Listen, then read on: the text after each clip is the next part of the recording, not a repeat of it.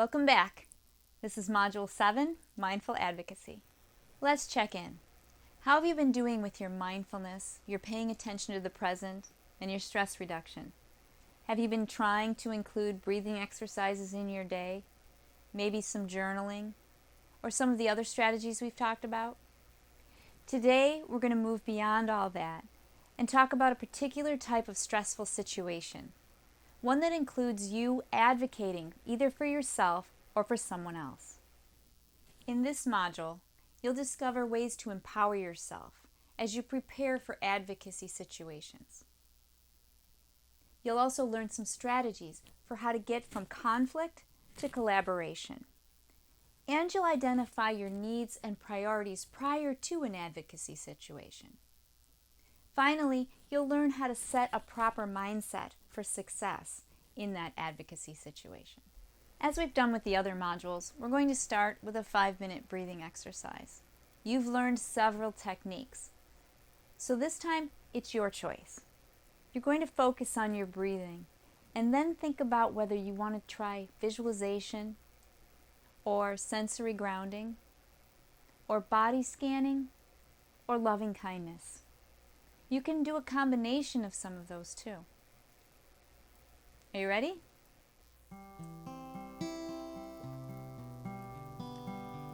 Let's begin. Get comfortable and relax. Start with your half smile.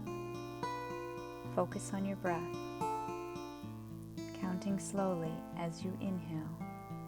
2, 3, 4, and exhale. 2, 3, 4. In, 2, 3, 4. Out. 2, 3, 4.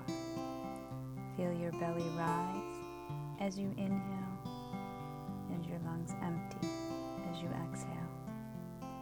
Remember that reality is in the present moment, where you are and who you are right now. Continue to focus on your breathing and then try visualization, sensory grounding, body scan, or loving kindness.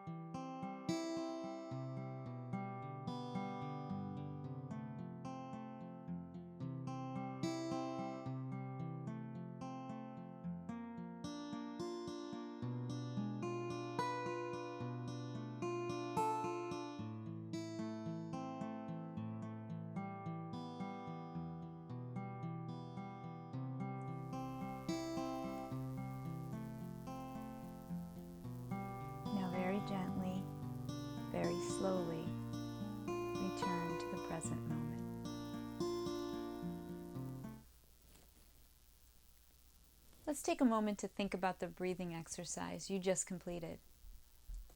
Which method did you choose? Visualization, sensory grounding, body scan, or loving kindness? Do you know why you chose the one you did? Did it really feel like 5 minutes? How do you feel now? Let's talk about advocacy. When you advocate for yourself or someone else, you need to feel empowered. You need to feel powerful and in control, and that you can make a change. We're going to talk about 2 techniques today. The first is the power name. The power name is something you can say to yourself that will help you feel more powerful in the moment. Take your first name and then think of an adjective that you would like to describe yourself. It might be something like powerful Paula or mighty Mike. Write that name in your manual and then use it when you're in a stressful situation, when you need some more confidence. The second is the power pose. This is a pose you can do prior to going into a meeting that is likely to be stressful, where you might have to advocate. Check out these people, who are more or less famous, doing their power poses. So let's practice some of these power poses. I have my assistant with me, and she's going to help you, but I'd like you to try them yourself. You may feel a little silly, but do it anyway. The first pose, you're going to spread your feet a little bit. You're going to put your hands on your hips. You're going to stick your chest out and your nose up a little bit. You're going to feel full of confidence. The second pose is the same, except you're going to turn your head to the side, as if you just accomplished a heroic feat. In the third pose, you're going to show us some muscles. And in the fourth pose, you're going to throw your arms up like you just won a marathon. And finally, the fifth pose, you're going to pretend that you are Superman or Supergirl, and you are going to fly with confidence. Excellent. Thank you, assistant. Often when we enter advocacy situations, we worry that conflict will occur, and often it does. Today we're going to talk about how to move from conflict to collaboration. First, think about what conflict means to you. What does it look like? How does it feel? What types of conflict do you experience because of your role as a caregiver? Interacting with physicians, family members, schools or communities. On the other hand, what does collaboration feel like to you? What does it look like? How much of collaboration depends on trust? As we move toward collaboration, we have to make sure that certain foundations are in place before we try to collaborate with others. In his book, 7 Habits of Highly Effective People, Stephen Covey cautions that we have to have mastery over ourselves before we can try to collaborate with others. He divides the habits into 2 sections. The first is mastery over ourselves, which includes being proactive, beginning with the end in mind, and putting first things first. Once we have mastered those habits, then we can collaborate with others by thinking win-win, by seeking first to understand rather than be understood, and by synergizing with people with different viewpoints to creatively problem solve. And he offers the 7th habit, which is what you are doing right now, sharpening the saw, taking care of yourself, giving yourself time for renewal. In order to achieve mastery of ourselves, to be proactive, to begin with the end in mind, and to put first things first, We really need to understand the needs of ourselves and our family. Take some time to think through what you need from the various groups in your life. What do you personally need from your family? What do you need from your religion? From your physicians? From your schools? And from your community?